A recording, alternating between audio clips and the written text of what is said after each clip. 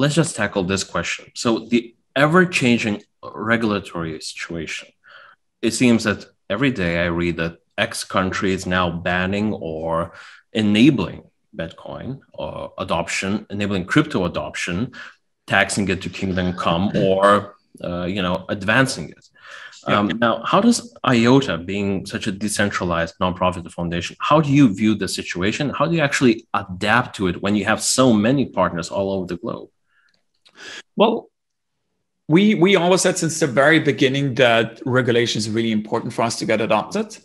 Because like if you speak with a big company today, they and you tell them like, hey guys, you should use the permissionless ledger because that is where the future lies. Permission chains are only there to get us to where we want to be, so you can prototype, build up pilots, but you should really keep the permissionless ledger in mind and also keep the token in mind, right? Because it's frictionless trade.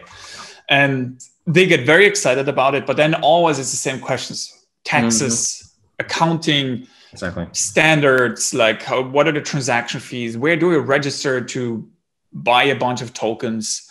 Right. And right now the crypto space is in this maturation phase, where we really, I definitely think that right now we're in sort of this disruptive phase where some of the previous players that helped crypto get big are being questioned, are being out-regulated potentially, so that new players can enter the space with new sort of frameworks that they have to abide to. And what I mean with that specifically, right, is we will get new regulatory frameworks that, for one, add clarity, which is needed for adoption, but for another, also add more requirements for some of the existing players, right? And the challenge, as always, is like, how do you balance between out-regulating innovation and actually providing the necessary clarity and providing the necessary support for the ecosystem to flourish? And I think Europe is on a good path there as well, because they have like a new regulation coming out. I think it's called MiCA, if I remember correctly, where they really provide clarity to how to do tokens, how should they, like which classification of tokens is there, accounting, taxes is being clarified as well, which is all positive, right? And so yeah, like I definitely think that regulation is helping us with adoption, and if we do it right, we're really on a good path to mass adoption. Because if you look at MetaMask right now, 5 million users, right? I think monthly users, or is it weekly? I don't remember, but it was like 5 million users, regular users, right? Which is not a lot. It's great. Like hats off to them. They've done a tremendous job in building up this crucial building block, but we want to get billions of users onto these networks, right? So I definitely think that this is the requirement for us to get into this next phase of adoption. Right. So in essence, the IOTA way is be regulated, but be innovative, essentially. All right. I can kind of, go on. I mean, it's not like the regulated as in the use cases are regulated. I think that's like we have to make an important distinction, right? We should not regulate the technology itself. We should not say, we should not say, hey, IOTA only KYC verified users can participate, right? At that point, we should all like throw away the project, honestly, because then it doesn't. Then it doesn't make sense, right? The only reason why IOTA makes sense today is because it's permissionless, it's open. Anybody can participate. Anybody can engage in this economy, in these economies that we are building on top, right? That's why DeFi is so exciting, because anybody can participate. You know, there's nothing more amazing than not having to sign up to a stupid service, right? If like it's so stupid, because like if you go to like sorry, I just clicked on a video by accident. And if you go on a news service today, like the traditional Silicon Valley startup, whatever, right? Sign up form, you get an email after, you get spammed with their email newsletter, all this stupid shit, and then eventually they get hacked and all your data is lost. Yeah.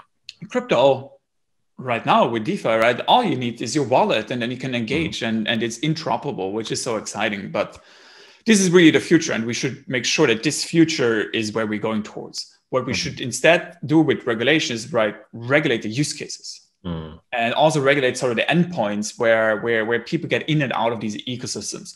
Like since the very beginning, we always said banks are the gateways, or like financial institutions are the gateways into these new crypto economies. And of course, they will be regulated, and or some of the incumbents in the crypto space will actually get banking licenses, which is already happening, so they can be the gateways, right? So this is really where it's heading towards. Yeah.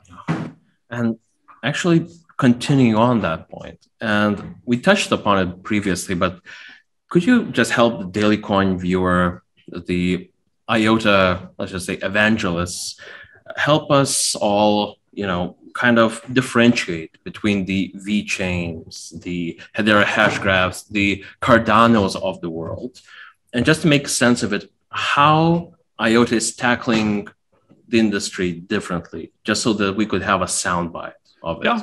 Yeah, of course. IOTA was born out of this hypothesis that the Tangle is a much better distributed ledger than a blockchain, right? And this is really why the project was born. We couldn't have done what we are doing today with a blockchain architecture, right? It has fees, it has miners, it has stakers, it has really complex algorithms that make it impossible to run it in an IoT environment. Right. And so the Tangle, because it's feeless, because every user has the same right in our network, right? It's a very powerful base layer for adoption. And this is really how we see ourselves competing with others, because everybody else is building on the same premises. Blockchain architecture, we have fees, we have stakers, we have inflation in our system. And through that, they basically are able to sustain, I would say, adoption right now, right? Because they're able to get staking rewards and then pay for adoption, as some are doing. Because we are a very different base layer. We really see ourselves as becoming a standard. And so this standard distributed ledger where you can build exciting new economies on top. And so right now, so far, we've really been focused on industrial adoption, where we've built real testbeds, where we've really integrated IOTA into the cars, into IoT devices. And now we are entering this new era where we also have smart contracts on IOTA, where we can also build these new economies, where you can have yield farming, where you can have yield on your tokens, where you can generate money, right? And this is how we perceive ourselves, right? We don't pack everything into the base layer, like what Ethereum is doing, I think VeChain as well, Cardano as well, but instead we build a very modular architecture. So IOTA is always going to be focused on the same use cases and is establishing itself as a standard. And instead we build sort of the different use cases on top by having these new frameworks like smart contracts, like digital identity. So yeah. Okay, so from that perspective, you're not trying to outdo Cardano or what they're doing. You're actually just doing it your own way to make it standardized, and that's your mission. Yeah, exactly. We're doing it our own way. We don't see them as competitors. We actually want to work with them because we do believe in a future where there's going to be a couple of layer one protocols out there. And we need to build this sort of multi-chain environment where you can interoperate with each other, where you can transfer asset from one layer to another layer, because they have different focus areas, right? And our focus area is very specifically on the physical world. IOTA is this digital infrastructure that augments, that improves and enhances the physical infrastructure. And we really see ourselves as a standard similarly to Bluetooth, right? Also a standard, or like the barcode, and really building these new economies through that. Yeah. And just to expand on that point, so actually just the scale of what you're trying to achieve. So there was recently an article on DailyCoin on the scale of IoT. If everything works out, if all of our machines are interconnected, like Klaus Schwab said, in his book, The Fourth Industrial Revolution, the magnitude of it will profoundly change the lives of every single man, woman, and child. Could you just give us some sense of the scale at which, in the future, how interconnected the world might be? Yeah, we are already seeing this today. Like, think about 10 years ago and how your kitchen looked like 10 years ago. And it was all manually. You had to use on switches. You had to really build your own preferences with temperature, right? And look at the kitchen, for example, today, where everything is sort of automated. And already today, through some protocols like if this, then that, your machines are able to communicate and orchestrate with each other. And that's already a very interesting sort of glimpse into the future. Right. Now, I'm the first one to say, like, I have no IoT devices because I do not believe in the current version of IoT, simply because it's centralized. It's owned by some companies out of Silicon Valley who really perceive you as a monetization asset. They don't perceive you as a sort of they don't want to add any value to your life. They just want to sort of extract value out of you, and that's why I only once had an Alexa, but I was like creeped out so much that I just threw it away, because I'm like, why am I doing this? What's the use case here? And so I think right now what we have is smart centralization. Right. We have a centralized IoT environment where the cloud is sort of the decision maker of the IoT devices. And it works in some aspects, right? We have home appliances that are being automated. And we also have industrial adoption that is being done more efficiently by, first of all, being able to gather data on the edge from IoT devices, and then analyzing the data and making more efficient decisions or improving processes, right? So it's already today adding value to our industries. But I think we're only at like 10% of the ultimate potential where we want to head to. And the value that IOTA wants to unlock is really through smart decentralization, where it's not about the cloud owning your IoT device, but it's about you owning your assets, you owning your devices, your identity, and your data, and being able to make decisions with them through IOTA, right? So IOTA is really this protocol that connects the physical with the digital, and you are able to control it. Not to interrupt you, but just so that people can kind of get a real world sense. So for example, every single car or every single lorry could, for example, have IOTA enabled technology in it. That's just to have a real world application, right? So will we say that there could be a reality in which a large percentage of every single IoT enabled device has IOTA running in the background, so to speak? Yeah. So the way that it starts is with a wallet. We want to give every machine a wallet so that they can hold assets, IOTA tokens, whatever tokens they might need. And all they need for that is to run our cryptography, which is standardized, right? Yeah.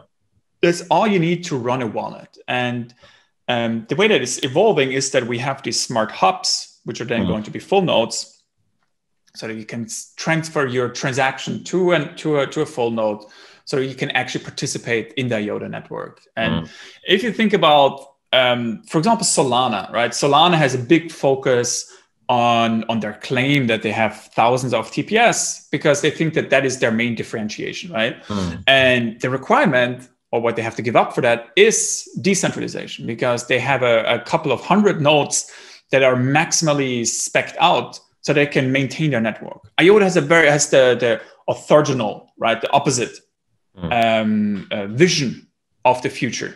We want to empower every device in the network to participate in the consensus of the network, right? That's why we talk about the leaderless consensus protocol. There's no miners, there's no block rotation, there's no validator rotation. Everybody participates in a consensus. And because IOTA is a lightweight protocol, we can actually run in the Internet of Things.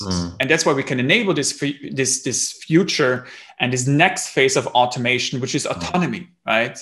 We want to enable machine autonomy so that the machine has a wallet, is able to earn money, and is able to pay for services.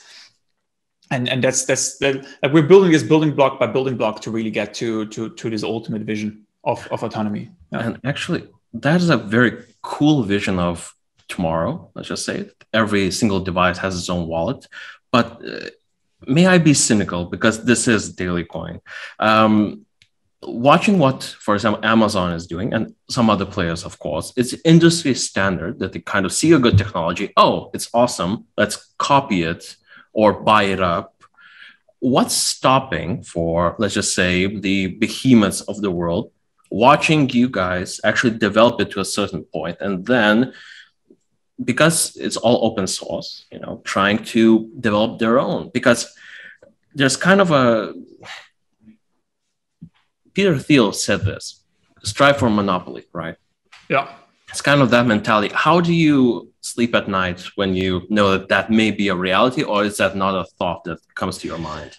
Well, we thought about it very deeply, and I think there's several arguments to make. First of all, economics, and the second one is regulation, and the third one is trust, right? When it comes to the economics, why, like an example, right? Today, what we have, and I always give this example, so for those of you that already heard it, I'm going to repeat it because it's such a beautiful example, right? So when it comes to EV charging today, we have, I think, 5 or 6 different standards for the charging plugs. And the problem there is we're fragmenting the ecosystem, right? So if I drive from North Germany to South Germany, I actually have to check, hey, where can I actually charge? Because I cannot charge everywhere where see, hey, charging station, I might not be able to charge because I have a different standard in my vehicle. And the thinking of big companies so far is that they perceive technology as a sort of competitive advantage that it can have over others. So they make this board decision, hey, like, let's build our own standard, let's make a consortium out of it, and let's invest hundreds of millions of dollars to get this standard adopted. And what they're really realizing now as well, many of them, is like, this is not how to compete in the future because it costs them way too much money. So it's much more efficient to actually come together to have a sort of shared infrastructure that they all invest in and that they all get adopted in, because through that, you really get a large scale adoption and you're able to sell more cars, just an example, right? You can sell more devices, sell more data, whatever, right? Because you have this shared infrastructure. You don't have to invest money to get your own infrastructure deployed and set up and adopted. And it's sort of seen as no longer just a competitive advantage, but like a necessity to be able to compete. Because a company A coin is not going to succeed in this market anymore, right? Yeah. So economics is the first example, right? Why it makes sense. The second one is the regulation. We already see this with GDPR in Europe. We already see this with the new regulations also coming out, I think, in California. China also has data protection laws. And we also have antitrust in like serious antitrust cases against those behemoths. And they're like I highly doubt that anybody of them will actually even try to do a coin after what happened with Facebook, right? With Libra, because they understand that, yes, we can try and use our monopoly to have this unfair competitive advantage, but they will either be out-regulated or they will not be able to compete, right? And I think the third reason, as I mentioned before, is trust. Are you going to use an Amazon coin? Sure, if the economics make sense, you get like 10% discount, maybe something like that. You might use it here and there, but companies make different decisions. They sure, you can say they get a discount when they use AWS, but at the end of the day, they also have to be able to monetize their assets, and they perceive US companies, specifically the internet giants, as a sort of competitor that wants to own the ecosystem, as much of the ecosystem, as much of the value chain as possible. And they have serious trust problems with each other. And so as such, I don't perceive those big companies as our competitors. I don't see them neither as our adopters, first movers at least. And that's why we really focus on Europe for now. But we work with Dell, right? We work with STMicroelectronics because they perceive it as they perceive IOTA as a real chance for them to also succeed in IoT even more, and either sell more hardware, make their hardware better because they have data security, or build up new use cases by enabling machine-to-machine payments. So yeah, right. I did not think you would be able to do it, but you kind of blew my mind. And yeah. Now I understand why you can sleep well at night thinking about them, because actually it was quite fascinating seeing the interviews. The behind the scenes mentality of these behemoths is just dominate everything. But yeah, I really think that many people, especially those talented people at those large companies, are going to realize like what am I working for, right? You're just making a bunch of billionaires richer and richer, and the most absurd part, in my opinion, is like this whole space race. You know, like, hey, let's go to space. Like, we have serious fucking problems here on Earth. Like, let's focus on those. And you know, building a distributed ledger. You can come into the space and raise hundreds of millions of dollars from non-VC companies, but you need to live the ethos. You need to be here for a reason. And your reason to be here cannot be money. Because if you're here to make money, yes, sure, you're going to make a few hundreds of millions of dollars over a few years. But is that the objective, right? You're not going to succeed with that mentality. Your mentality has to be focused on value creation, because that is what distributed ledgers were built for. And so, yes, we have some companies out of Silicon Valley that are now doing blockchain and raised a lot of money. I sleep well at night knowing that they will all fail ultimately, because they don't have the right mindset to succeed in this market. They're in this to make themselves well off and to have a check mark on their fundraiser success, and that's it, right? They're not here to build up these decentralized communities. They're not here to lead the way towards decentralization, right? Because they don't understand the market and the communities that we're in. Yeah, brilliantly said. And last question is actually the flip side. So, as always, let's look at the other side of the coin. And IOTA, what do you think is your biggest weakness? Our biggest weakness? Yeah. I think right now we're doing too many things at once. We have been doing, not just right now, right? Since the inception of IOTA, we always said we have to showcase the potential, right? We have to showcase what we're doing in industrial IoT, in energy, in supply chain. So IOTA as a protocol is very agnostic to its use cases, right? It does data and it does machine-to-machine payments, right? Transactional settlement very well. So it can apply to all of these different use cases. So it's like a platform of sorts, right? And I think right now, or so far, we didn't really have the necessary focus. So we've been doing too many things at once. And those things really hurt you when it comes to timelines and deliverables, because you're jumping from one thing to another thing, and you do a lot of things at once, but you don't really do them well, right? You deliver them, but I think you can do better, right? And right now we are also changing our mindset to really have more focused priorities and objectives. And I definitely think, especially now with the market being in a sort of like how should I phrase it? In a sort of like stable position, to put it mildly. It gives us time to reflect and to reprioritize and to re-strategize what is really the priority and how do we get to where we want to be. And so, yeah, like we'll try to do less things. We are hiring a lot more. I think by the end of the year, we'll probably have like 200 people working in the foundation. And we also have some other companies that we work with and that we have set up now, right? Nonprofit foundation stuff. But yeah, I think lack of focus has been a big problem right now, which has led to delays. But quite honestly, we had to really mature as an organization, as many others in this space do. Either you lose yourself or you mature and become one of the giants, right? And I think IOTA has really proven that we are willing to admit to mistakes in the past, to stupid decisions that we've made, and to clean up the act, to really stay focused on what is most important. And most important is to prove that the Tangle is better than blockchain, and that we can get real world adoption for it, right? And everything else is like the cherry on top. And we're really well on that path, and everything else is about focusing. I know that was hard. Thank you for your sincerity. It's hard to actually, pardon my French, shit on your own project, to admit your own mistakes. But in today's day and age, the DailyCoin way is actually admit it, improve it, Yeah, exactly. Like you do better, right? If you fuck up, you fuck up. You admit it and you move on, right? Everybody makes mistakes, as long as you are able to improve them, right? It doesn't like you have to admit to them, and you have to actually realize that there were mistakes in order to move on and to do them better, because else you don't have any sort of reputation, right? You can say, oh, like we fucked up. Nobody's going to believe you.